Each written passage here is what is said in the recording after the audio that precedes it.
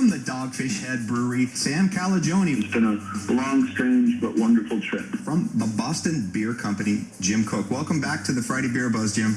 Well, it's nice to be back. They're normally from Aberdeenshire in Scotland. From Brewdog, we have James Watt and Martin Dickey. Welcome to the show, guys. Biggest mission today is just to make other people passionate about your state's craft beers as we are. And now, the three-time winner of the Pennsylvania Association of Broadcasters Excellence in Broadcasting Award, the recipient of 2 Pennsylvania Associated Press Broadcasters Association Awards for Excellence, promoting and advancing the craft and microbrew culture in Northeast PA. This is another edition of The Friday Beer Buzz! The Friday Beer Buzz, powered by Sabatini's Pizza and Sabatini's Bottle Shop and Bar in Exeter. It's the area's greatest selection of rare craft and imported beers. At Sabatini's, they got growlers and crowlers and 37 rotating drafts. Sabatini's Pizza and Sabatini's Bottle Shop and Bar, Wyoming Avenue in Exeter. Bill from My Beer Buzz on the phone with us. Hi, Bill. Hey, happy Friday. If we are even more awkward than normal, it's because my headphones are unavailable today, so I'm on an odd phone connection. Sounds great, actually, though. It doesn't actually sounds really I thought you were in the studio. It's the best you've ever sounded. Oh my gosh. Your problems are our, I don't know. Anyway, it's working out for us. Yeah, sounds good. Let's get to Lindo Sabatini. He's with us this morning, as always. Hi, Lindo. Good morning. Good morning. How's things going there? Fantastic. Weather's been great. Weather's good. People are showing up for work. People are showing up for beers. We're happy. You just got a text. Someone just texted. Lindo poured me a beer last night. ... delicious. Now, I don't know if that makes is it the beer or you? You know what? That Lindo, delicious. I don't normally say things like this, but I did look good last night. All right, so let's leave it open-ended. And you said people are showing up for work. So this is where we set the bar. They're showing up. People are showing up for work, so it's been good. Awesome. Wonderful. It's good news to hear. I just jinxed myself. No. At least it's not Friday. Oh, no. At least you look delicious. Okay. Let's get to Bill from My Beer Buzz with the beer news. Hi, Bill. Yeah, hi. We have some delicious beer news today. Our first tidbit coming out of Dogfish Head, Miami is, as you know, we've been following along as they release all kinds of really interesting beers. It is their residency in Miami at the former Concrete Beach Brewing Company that is owned by their acquired company, or their company that acquired them, Boston Beer. This one is called Nectar Weiss, and it is a Berliner style. That's a historic German tart wheat beer that typically is served with syrups. In the States, we tend not to use the syrups. We just impart those flavors into the beer. And this one, Nectar Weiss, uses Florida-grown mangoes and wildflower honey. And I don't know how you feel. I'm not a huge honey fan, but when you could pair up a mango with dirt, and I would probably like it. So I'm looking forward to this one. 16-ounce cans, as always, and this one is 5% ABV. The Berliner style Weiss beers tend to be very, very low in ABV. Some of them, 2 and 3%. So they're very drinkable, very sessionable, and I look forward to this one. Nectar Weiss from Dogfish Head, Miami. Sounds good. Up next, we swing in the other direction. We swing out to Colorado to the Great Divide Brewing Company, where they have a series of Yeti-based beers, and they have a new beer coming soon called Horchata Yeti. And it is an imperial stout with, and hang on, fasten your seatbelts, Jason. It's an imperial stout with white rice, Saigon cinnamon, lactose, and Madagascar vanilla. And that big boy, like I said, we're swinging in a different direction. Yeah. That big boy comes in at 9.5% ABV. And if that's not enough fun, it will be delivered in a 19.2-ounce can. So that's the big, slightly larger than a 16-ounce can. That's a lot of 9.5% ABV beer. That description sounded like Mad Libs. Name a children's movie, Madagascar. And then when you said delivered, I thought it was like a 1902 Model T. Like they show up and they drop it up at the bottom. Is it a big barrel, you said? Okay, all right. Yeah, big. I like that. I like the presentation. And staying in the lane of semi-mythical creatures like the Yeti, Rogue is coming out with a beer called Gumbaroo. And Gumbaroo is named after a mythical beast that is larger than a bear and has fangs like a saber-toothed tiger. And this will be a West Coast IPA named after Gumbaroo. And the story of Gumbaroo is that apparently there were some loggers that were going to cut down a bunch of the famous redwood trees in California many, many years ago. And Gumbaroo came out of the woods to stop them from doing that. And in the process, the loggers were drinking beer. And when they got up to run from Gumbaroo, they spilled their beer into the fire, and that created smoke, and the smoke allowed them to escape with their lives. That's very complicated. I like the present. Yeah, I know. I was gonna say, I like when someone just goes, "Hey, try this beer." That's my story. I'm okay with that. It's a lot that went into that. I like it. You can imagine that on that description on the label. You can imagine after having 2 or 3 beers reading the story of Gumbaroo. But anyway, that's a West Coast IPA, 6.8% ABV and 66 IBU. And on the hoppy scale, 66 IBU is pretty darn hoppy. Yeah.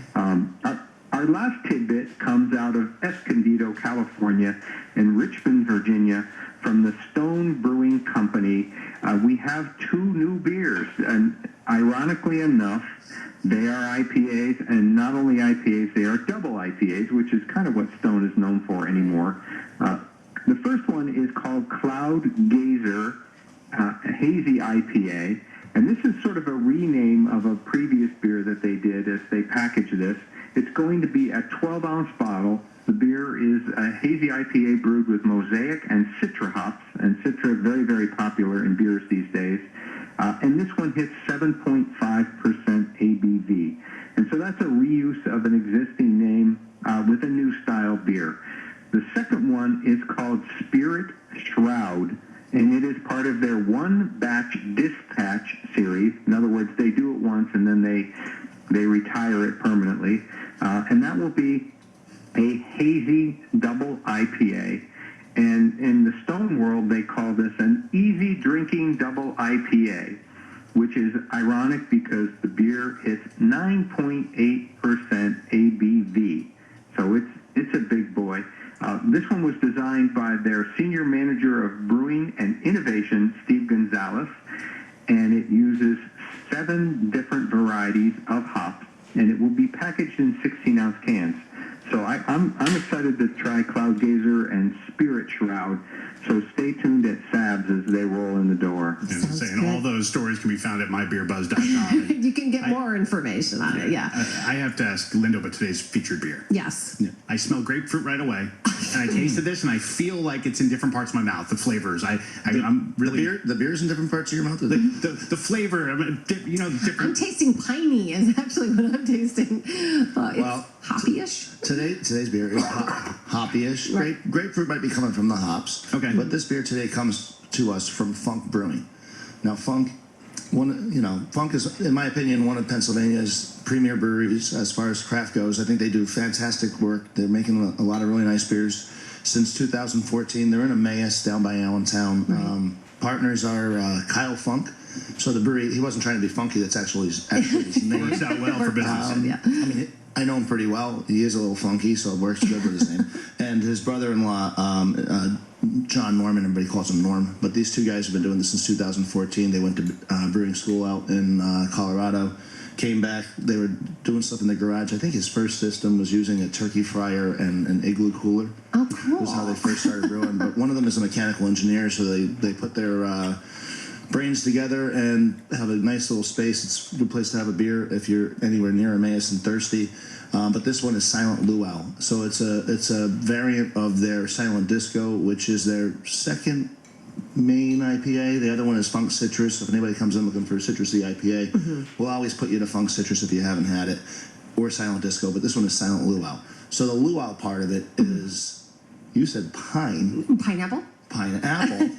They're wildly different, but still it works. It's there, so it's pineapple, but it's not loaded with pineapple. I mean, you wouldn't have guessed pineapple. I definitely can. I know that's kind of what it is. Yes. Now that you say it. I guess maybe I do now too. Yeah. Hang on.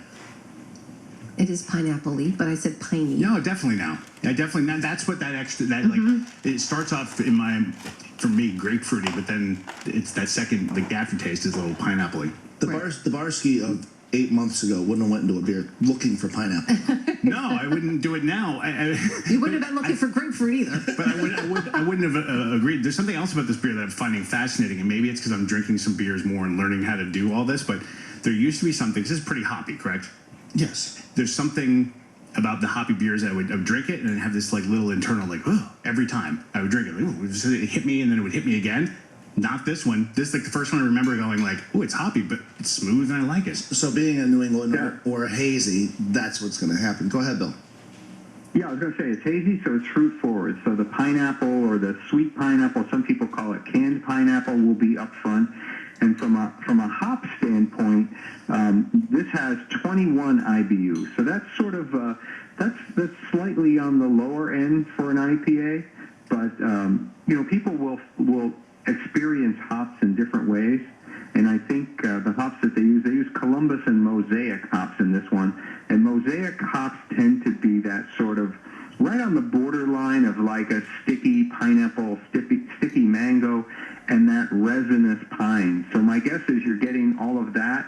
The beer is unfiltered. It should have a very soft mouthfeel, which is what some of the funk beers are really famous for, being that easy drinking, soft mouthfeel. And they describe it as having flavors of sticky sweet melon and sweet berries. And I don't know if you get that out of it, but it is labeled as 6.1% ABV. It is actually 6.8% ABV, which is a little bit funky if you ask me, but well, they're close enough for work, I guess. I don't know. It's smooth. I'm not a huge hoppy, but the hoppy beers are the most popular, are they not? We're craft beer? selling a lot of IPAs. I just got a text message. Listening about this beer makes me very hoppy. Was that from John Webster? No, it was not. It was not. Because he is a hop fanatic. It was not from Webster, but no, it is. I mean, it is an IPA where people are saying they're afraid of IPAs. They don't like IPAs. I mean, this is one that's definitely approachable. So if you want to try an IPA to see what everybody's going crazy about, this is one that's not going to give you hop shock. Right. Is that what I was describing there? It's in the beginning, the hop shock. Yeah, I've never heard these terms. I'm feeling so much smarter. I don't know if that's a term. We use it, but I don't know if that's a real thing out there. But people, when you see people's bitter beer face from the old Keystone commercials, it's that's what hop shock is. I thought that was from drinking Keystone, but that was just an observation. I could be wrong. Even I knew that. If you dig back in our archives back a few years, you'll find that one of the last times we did Funk Brewing, we also had their brewmaster at the time, Joe Percoco, up to visit the show. And Joe was famous on our show for being the most visits working for different breweries. Yes.